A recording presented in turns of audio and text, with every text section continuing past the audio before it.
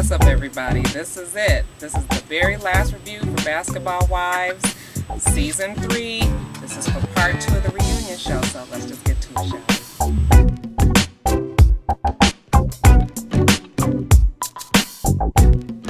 we? Okay, you guys, so the show starts off with Tammy, Hood Rat Roman, and Mika Liar Claxton, just getting right back into their fight and all of their drama.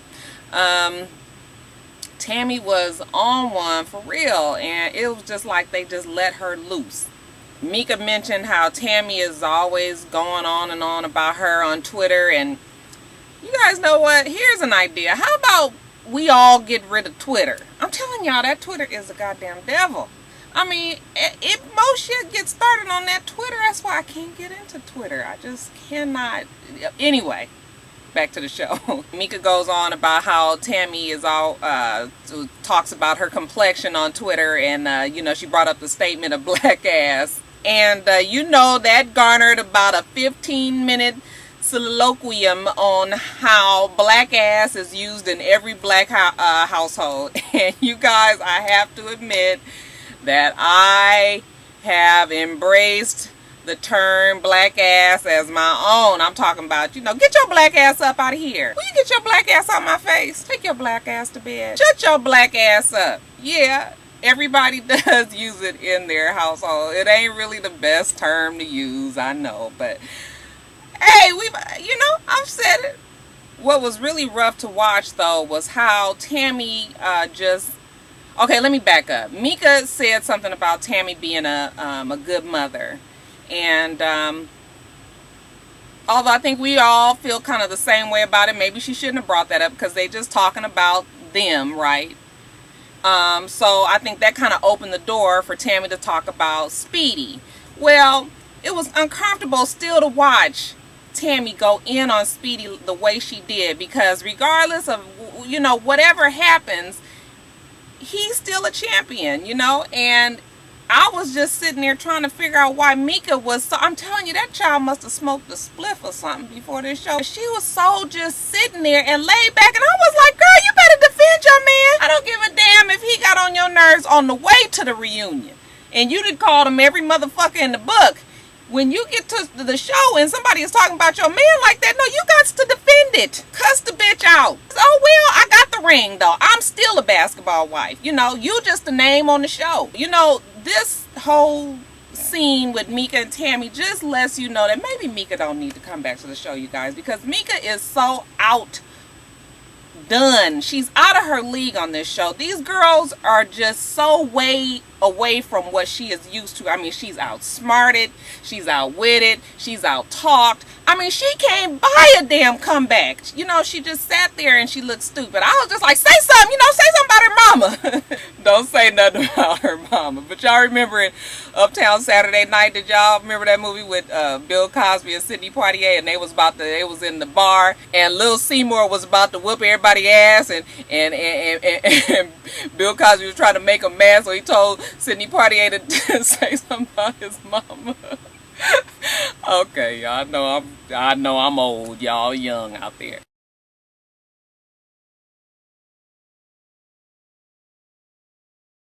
Okay, you guys. Now, Evelyn, really nothing. She was just talking about her relationship with Chad, and she said it's a real relationship, and they fight and they make up, and I can just tell, I really do believe that Evelyn loves Chad. I'm not real sure if the feeling is so reciprocated. I mean, I won't, it's not up to me to say. I mean, I really hope that he's sincere, because I think that girl really loves him, and he's charming, and he's he's a football player, and he's whatever, successful or whatever, but I just hope it works out for her. What I know that Evelyn didn't like was when they were talking about her relationship. I mean, the fact that Chad sees his old friends and ex-flames and all of this stuff, and Tammy spoke up and was like, oh, I ain't with that. You ain't got no reason to be meeting with your ex. And I'm still on the fence with that. I just don't know. I think you got to know your man, and you got to know the situation. Really, there's no reason for you to deal with an ex if you guys don't have kids together. You know, there's just really no reason to. I mean, as long as everybody stay respectable, whatever. But and then, you know, Jen, when she was talking about, Jen was just like, as long as Evelyn's happy, I'm happy, which, you know, reads that I don't like them. I don't really desire to have any relationship with them. If that's who she want to be with, then fine. And from now on, I ain't gonna say shit, because last time I said something, I was up there having to defend myself for 50,000 miles away from my house. So no, I'm not gonna say nothing else. She backed up off of that having a baby or having twins and getting married thing. You know, she's all of a sudden got a lot to do, and he's got a lot to do, and they just don't have time to be having no babies and planning a wedding. And y'all, that, I mean, I hate to say it, but I don't think that wedding is gonna happen. I mean, I think we probably have a better chance of seeing Al Sharpton walking down the street with some heels and a dress on before we see that wedding come into play.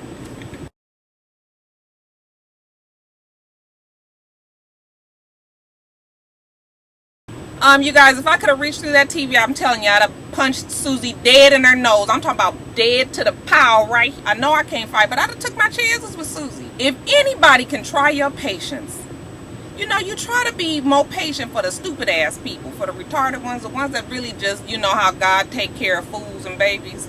Okay, that's the fool that God's been taking care of all this time. She is a coward. She is standing behind the fact that she knows that everybody else is mad at Mika, so she just wants to just go off on Mika.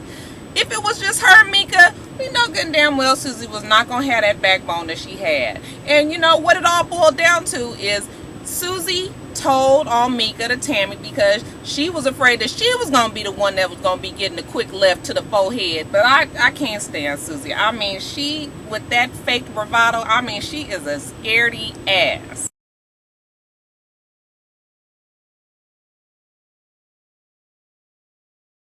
Now, you guys, Royce was my hero of the night. I'm telling you, the way Royce was yesterday reminded me of how she was when she first came onto the show. You know, no sneaky ulterior motives, Royce. No, you know, flippant. No, just, you know, she was just regular old, around the way, your homegirl Royce, who I'm telling you we all liked. I mean, she made the most sense of the entire night. She was getting in their asses, and I was like, yes, it needed to be said. You know, they got into the topic of the movie. And yeah, we know that Eric is not a producer or a director or have any type of experience making movies. And we know that Eric is doing that just to get under Jen's skin. We know that. If Royce wants to go down that road, fine. I mean, maybe later on she'll realize that it's stupid, you know, and I kind of still feel like she's kind of doing that as a little jab to Jen. But whatever. What I don't understand, though, is why Jen is so mad about it. You guys weren't even friends. I don't feel like Royce owed her any kind of explanation, if that's what she chose to do, because at the time they weren't speaking. You know, they had a big argument, you know, when they had the drink throwing fight, you know, the fight when they was like this. Jen made it very clear that she had no words for Royce. So why does Jen feel like Royce owes her some sort of, you know, she should be committed to a friendship that's not there? When Royce tried to talk to Jennifer, Jennifer left. Jen just was talking in circles. I mean, she wasn't making sense. Jen talked about the fact that she didn't talk to her about the movie, which Royce tried to do. Jen talked about the fact that Royce was talking about her on Twitter, which she already had admitted that she had never seen, and Royce was like, what did I say? You know, that's what it boils down to, is Jen has just really taken on what Evelyn has. You know, she don't like Royce because of Evelyn, and that is the only reason why she is so passionate about disliking Royce. And when Royce said the comment of the night, I'm telling you, the comment of the season, y'all, was when she said, damn, Jen, you have a mind of your own. I'm telling you guys, it was like the clouds opened up and the sun shone down onto the stage. And y'all, I'm telling you, I had like a little tear. I had a tear right here. It was right in the corner. If we could just burn that have a damn mind of your own phrase on Jen's forehead, just right across here, so that she could look in the mirror every day and have that confirmation. Have a damn mind of your own. Have a damn mind of your own. Have a damn mind of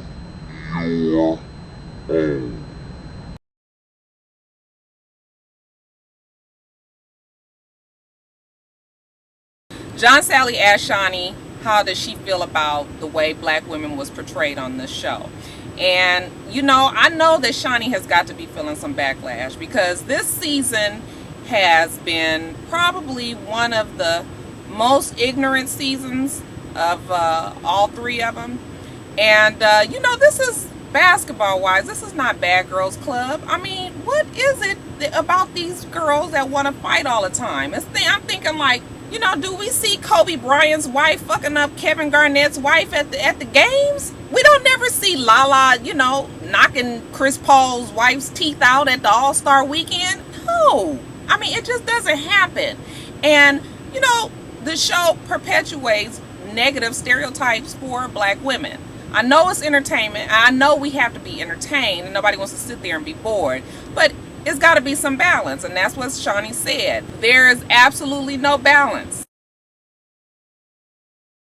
Then in the nigga please side-eye moment of the night, they show Shani and Tammy going to give an underprivileged girl some money, I believe, for school.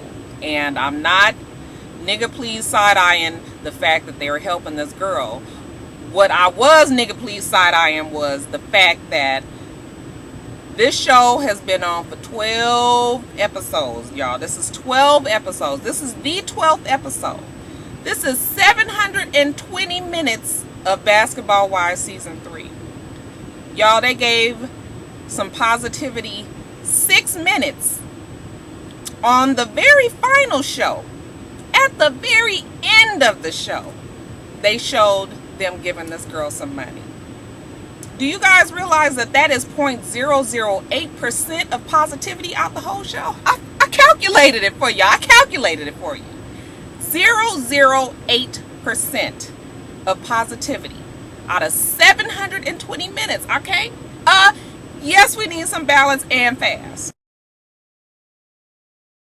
All right, you guys, so that's it. I really enjoyed doing Basketball Wives. I kept on trying not to do it every week, but you know, everybody was asking, and I have been watching, but Monday nights is my school nights, you guys, and it is very difficult.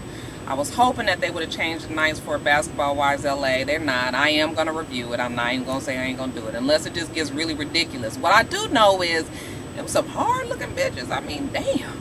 Anyway, I'm itsrox. My channel, my channel is itsrox. I have Facebook and Twitter, and that's all. It's itsrox, and that's it. I am sweating to death. I'm hungry, so I'm going to get me some lunch. And I hope that you guys have a wonderful, wonderful rest of your day, and I plan on doing the same. Until next time, Roxstars. Bye.